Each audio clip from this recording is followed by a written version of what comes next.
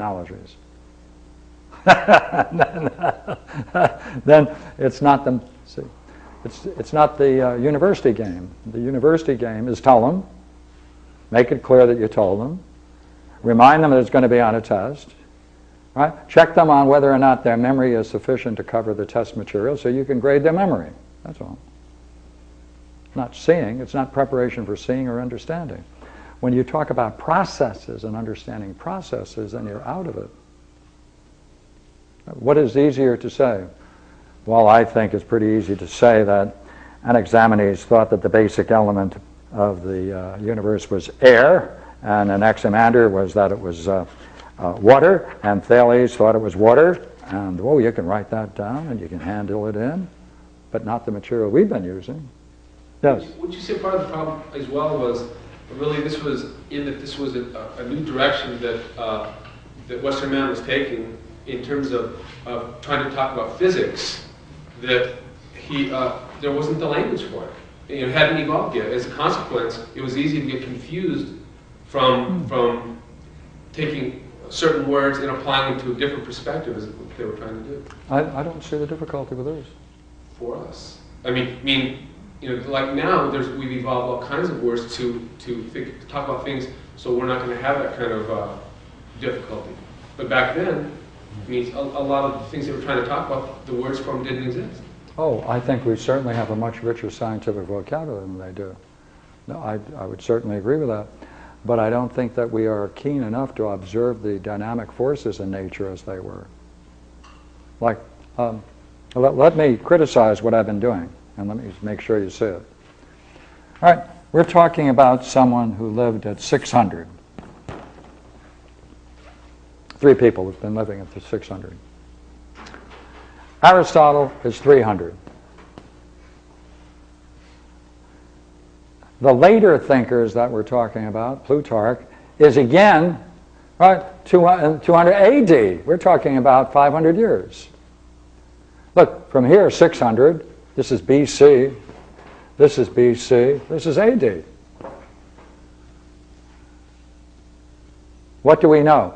We know several things. We know that many of these people had literature we no longer have, due to fire, destruction, burning of texts, everything else.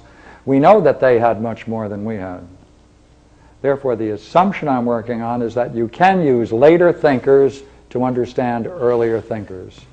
And that when you do that, you get a much greater and more interesting insight in what they were doing than if you read Aristotle. What's the problem with Aristotle? He's basically an empiricist.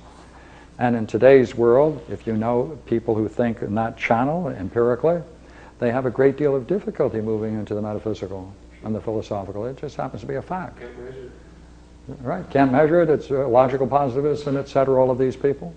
And that's what Aristotle was, basically an empiricist.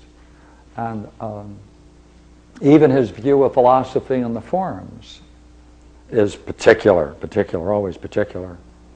So that what I've done is I've wanted to explore with you not only what these classic thinkers thought about these early thinkers, but the most philosophically oriented thinkers saw in them. What kind?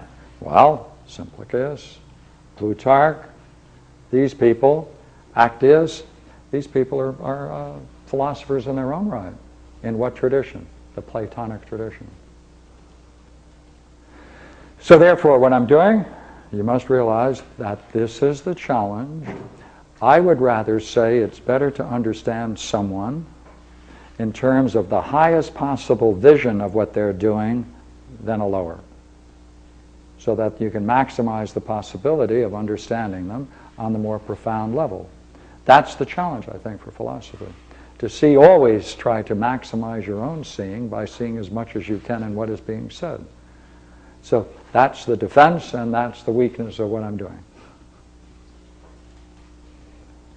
So, thank you for giving me a chance to take you through this ride. And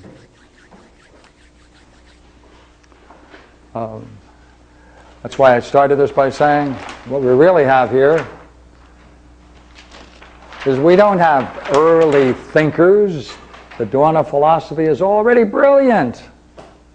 It's already compact with so much, but so you need someone brilliant enough to see it. So go to those thinkers who themselves were distinguished by their own profundity. Use them to understand earlier thinkers, and that will maximize your vision. Are we doing injustice to the earlier thinkers? Well, I don't know, since all we know is what Aristotle said about them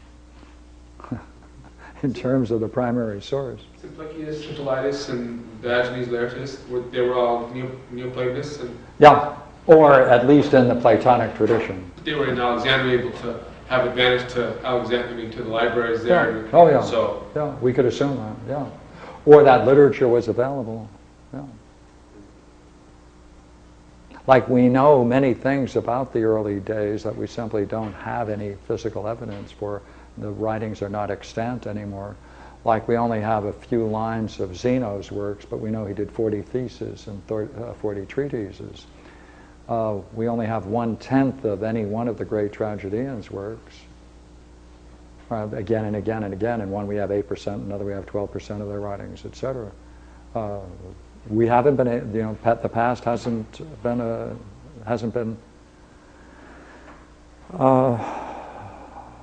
a repository for the future. It hasn't been that way. Too much destruction, too much burnings. So you know what we have to do? Rediscover it and do it ourselves. That's not bad.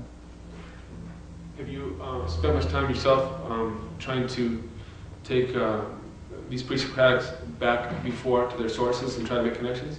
See, with philosophy you can only deal with words. You can only deal with words. You can certainly go, this is the great problem, of course, equally with South American architecture. It's undoubtedly, that's some great architecture, shows great insight into masonry, into astronomy, undoubtedly and equally into astronomy, mathematics and geometry and measuration. But for philosophy, you need a couple of words like rarefied, that'll help, condensing, that will help. So you can't get that from physical remains. As someone said, stones don't speak. We can infer a great deal about mathematics, astronomy, etc. But for the game of philosophy, we need concepts, ideas.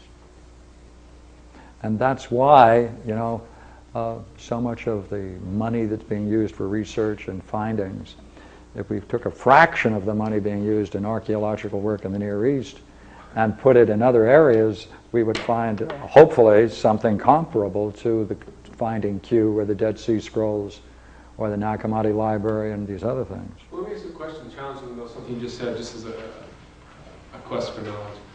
We obviously live in a reductivist kind of premise world, Cartesian, Newtonian idea that the rational empiricism is the highest. Is our way to know, even though quantum physics is bringing us back around. Nonetheless,